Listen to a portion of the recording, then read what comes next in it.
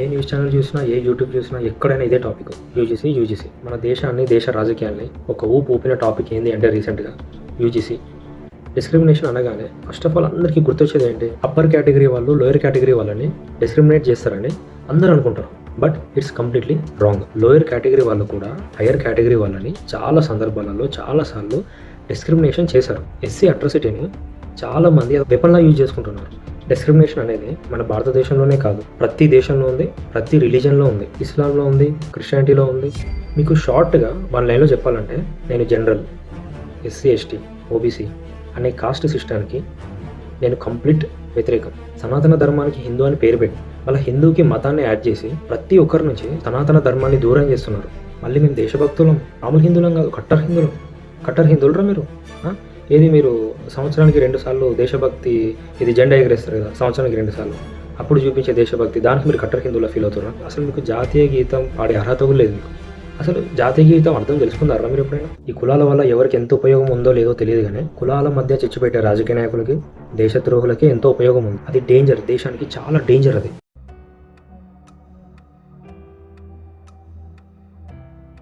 మన దేశాన్ని, దేశ రాజకీయాల్ని ఒక ఊపిన టాపిక్ ఏంది అంటే రీసెంట్గా UGC, university grants commission.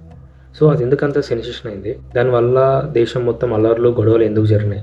So నేను ఇక్కడ యూజీసీ దాని హిస్టరీ చెప్పడానికి నేను రాలేదు, దాని బయోగ్రఫీ చెప్పడానికి నేను రాలేదు. సో దానివల్ల ఎందుకు ప్రాబ్లమ్స్ వచ్చినాయి, దానికి సొల్యూషన్స్ ఏంటి అని మనం ఈ వీడియోలో డిస్కస్ చేయబోతున్నాం. యూజీసీ పెట్టడానికి మెయిన్ రీజన్ ఏంటి? కాస్ట్ కానీ, జెండర్ కానీ, రిలీజన్ కానీ, రీజన్ కానీ. సో వీటిపైన డిస్క్రిమినేషన్ జరగొద్దు. సో అందరికీ ఈక్వల్ ఆపర్చునిటీస్ రావాలి, అందరూ ఈక్వల్గా ఉండడానికి ఈ యూజీసీ అనేది పెట్టారు. ఫస్ట్ ఆఫ్ ఆల్ మనం డిస్క్రిమినేషన్ గురించి మాట్లాడదాం. డిస్క్రిమినేషన్ అనగానే ఫస్ట్ ఆఫ్ ఆల్ అందరికీ గుర్తొచ్చేది ఏంటి? అప్పర్ కేటగిరీ వాళ్ళు లోయర్ కేటగిరీ వాళ్ళని డిస్క్రిమినేట్ చేస్తారని అందరూ అనుకుంటారు కదా, yes or no? But it's completely wrong. ఎందుకంటే మనకు తెలిసింది అదే. బట్ లోయర్ కేటగిరీ వాళ్ళు కూడా హయ్యర్ కేటగిరీ వాళ్ళని చాలా సందర్భాలలో చాలాసార్లు డిస్క్రిమినేషన్ చేశారు, తెలుసా? దీనికి సంబంధించి ఒక రియల్ది ఎగ్జాంపుల్ చెప్తా. ఒక కంపెనీలో ఒక లోయర్ కేటగిరీ పర్సన్ హెచ్ఆర్గా ఉండేవాడు.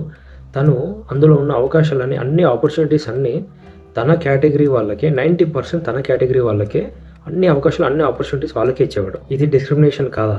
అలాగే ఒక పొలిటికల్ పార్టీలో మన ఇండియన్ కాన్స్టిట్యూషన్ ఫాలో అయ్యే ఒక పొలిటికల్ లీడర్ మిగతా వాళ్ళందరినీ పక్కన పెట్టి తన కేటగిరీ వాళ్ళకి, తన కాస్ట్ వాళ్ళకి అన్ని అవకాశాలు ఇచ్చి వాళ్ళ కాస్ట్ వాళ్ళనే డెవలప్ చేసిన వాళ్ళు చాలా మంది ఉన్నారు. చాలా పార్టీల్లో చాలా మంది ఉన్నారు. సో అది డిస్క్రిమినేషన్ కాదా? అంతెందుకు, మీ అందరికీ తెలిసిన ఒక రియల్ ఎగ్జాంపుల్ చెప్తా.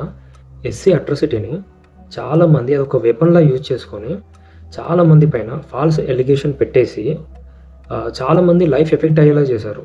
ఇలా చాలా సందర్భాలలో చాలా జరిగినాయి, కాలేజెస్లో, విలేజెస్లో, సిటీస్లో. సో దీన్ని ఒక వెపన్లా యూజ్ చేసుకుంటున్నారు. యాక్చువల్లీ ఇది మంచి ఉద్దేశం కోసం పెట్టిందే, కాదనట్లేదు. బట్ దీన్ని మిస్యూజ్ చేసుకుంటున్నారు చాలామంది. అంతెందుకు, మీకు రీసెంట్గా ఒక ఎగ్జాంపుల్ చెప్తా. రీసెంట్గా మీకు జరిగింది, ఒక నాన్ జనరల్ అబ్బాయి జనరల్ అమ్మాయికి లవ్ ప్రపోజ్ చేస్తే తను నో చెప్పినందుకు తన పైన ఫాల్స్ అలిగేషన్ పెట్టేసి అట్రాసిటీ కేసు పెట్టేశాడు. సో అది ఎంతవరకు కరెక్ట్? అది డిస్క్రిమినేషన్ కాదా? డిస్క్రిమినేషన్ అనేది మన భారతదేశంలోనే కాదు, ప్రతి దేశంలో ఉంది, ప్రతి రిలీజన్లో ఉంది. ఇస్లాంలో ఉంది, క్రిస్టియానిటీలో ఉంది. ఎగ్జాంపుల్ ఇస్లాం తీసుకోండి. ఇస్లాంలో కూడా షియా వాళ్ళకి, సున్నీ వాళ్ళకి చాలా డిస్క్రిమినేషన్ జరిగింది. ఇంకా మళ్ళీ అందులో అహ్మదీ అని ఉంటారు, అండ్ సూఫీ అని ఉంటారు, అండ్ ఇబాదీ అని ఉంటారు. సో ఇందులో ఇంకా చాలా డివిజన్స్ ఉన్నాయి. సో వాళ్ళలో కూడా చాలా డిస్క్రిమినేషన్ జరిగింది. సో అండ్ ఇస్లాం ఒకటే కాదు, క్రిస్టియానిటీలో జరిగింది. క్రిస్టియానిటీలో క్యాథలిక్స్ అని, ప్రొటెస్టెంట్స్ అని, అండ్ ఆర్థోడాక్స్ అని. సో వీళ్ళ మధ్య కూడా చాలా డిస్క్రిమినేషన్ జరుగుతూనే ఉన్నాయి. ఇంకొంచెం డెప్త్గా మాట్లాడుకుంటే మన షాక్ అయ్యే ట్రూత్ ఏంటంటే, ఈవెన్ యానిమల్స్ అండ్ బర్డ్స్లో కూడా డిస్క్రిమినేషన్ అనేది జరుగుతుంది, తెలుసా? బట్ కాకపోతే ఏంటంటే, యానిమల్స్కి కాన్షియస్ లేకుండా అవి డిస్క్రిమినేషన్ చేసుకుంటుంది, బట్ మనకి కాన్షియస్ ఉంటుంది. బట్ కామన్ పాయింట్ ఏంటంటే ఇద్దరిలో సర్వైవల్ కోసం.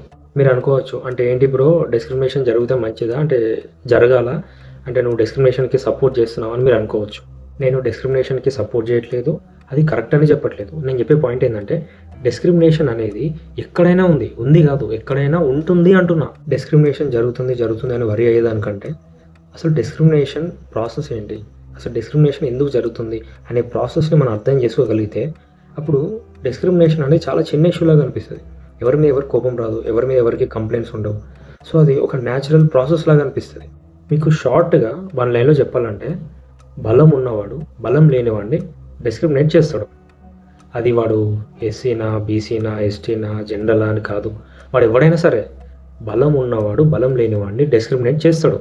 అది యూనివర్సల్ ట్రూత్. అది ఇప్పుడు మీలో కొంతమంది అనుకుంటారు, బ్రో ఈ యూనివర్సల్ ట్రూత్లు, ఈ లాజిక్లు ఇవన్నీ మాకు ఎక్కువ, ఇంతకీ యూజీసీ సంగతి ఏంటి, అసలు నువ్వు దేనికి సపోర్ట్ చేస్తావు, అదేగా మీ డౌట్. ఆడికే వస్తున్నా. ఇక నా విషయానికి వస్తే నేను జనరల్, ఎస్సీ, ఎస్టీ, ఓబీసీ అనే కాస్ట్ సిస్టానికి నేను కంప్లీట్ వ్యతిరేకం. నేను నమ్మను, పాటించను. నా కాస్ట్, నా రిలీజియన్, నా దేవుడు, నాకు ప్రకృతి మాత్రమే. మనిషిగా ప్రకృతిని పూజించడం మన ధర్మం. అలా ప్రకృతిని పూజించే ధర్మం మన సనాతన ధర్మం. అందుకే నాకు సనాతన ధర్మం అంటే ఎంతో ప్రేమ, గౌరవం.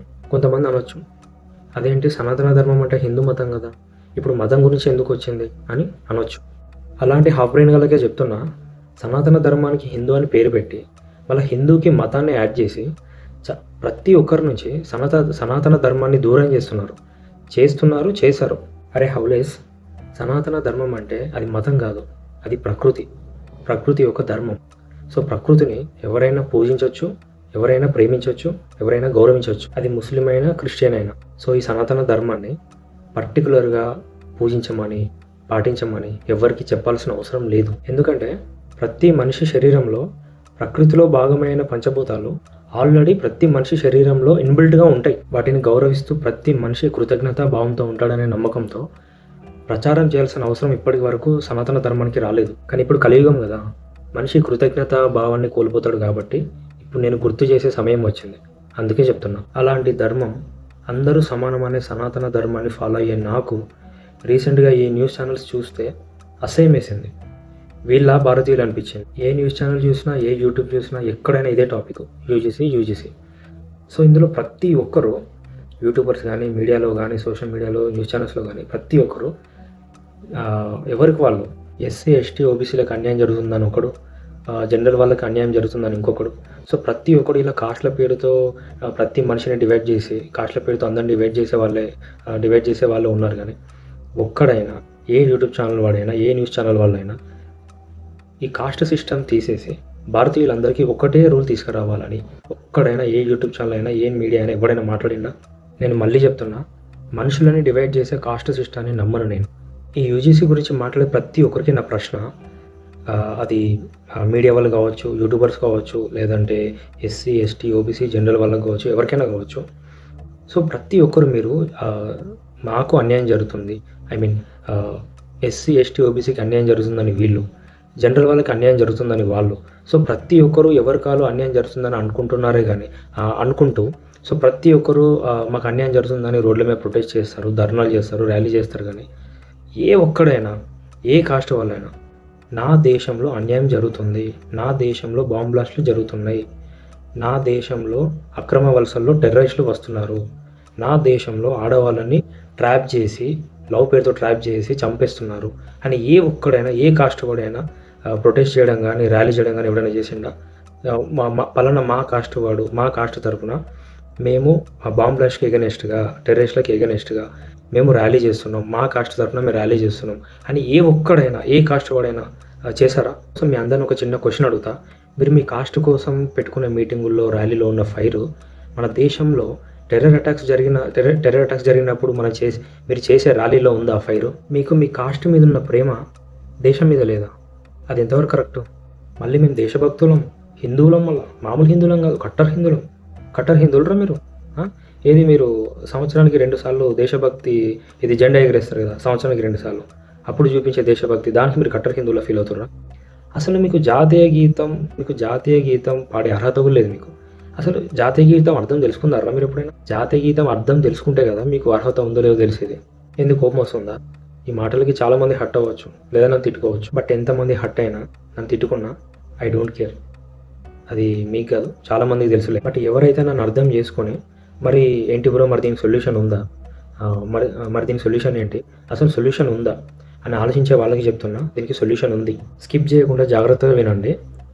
భారతదేశంలో ఈ ఎక్కువలు తక్కువలు, కాస్ట్ డిస్క్రిమినేషన్ మొత్తం పోవాలి అంటే, అందరు సమానంగా ఉండాలి అంటే ఒక్కటే సొల్యూషన్. ఈ ఎస్సీ, ఎస్టీ, ఓబీసీ, జనరల్ ఈ కాస్ట్ సర్టిఫికేట్స్ అన్నీ తీసేసి భారతదేశంలో లేనివాడికి ఒక సర్టిఫికేట్, ఉన్నవాడికి ఒక సర్టిఫికేట్, అది వాడి ఫైనాన్షియల్ స్టేటస్ బట్టి ఒక సర్టిఫికేట్, అది వాడి ఫైనాన్షియల్ స్టేటస్ బట్టి సర్టిఫికేట్ కావాలని ప్రతి భారతీయుడు ప్రొటెస్ట్ చేయాలి, ఫైట్ చేయాలి.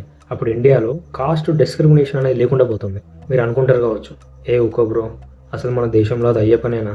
అవుతుంది, పక్కా అవుతుంది. నేను ఎందుకు అంత స్ట్రాంగ్గా చెప్తున్నా అంటే, భారతీయులం అందరం కలిసి ప్రజాస్వామ్యాన్ని సృష్టించిన చరిత్ర మనది. అలాంటిది కేవలం ఈ కాస్ట్ డిస్క్రిమినేషన్ నిర్మూలించలేమా? మనం ఇలాగే కాస్ట్ అని ఉంటే నేను చెప్తున్నా, ఇంకా 100 ఏళ్ళైనా కూడా ఇండియా డెవలప్ కాదు. అది డేంజర్, దేశానికి చాలా డేంజర్. అది రాసి పెట్టుకోండి, మార్క్ మై వర్డ్స్.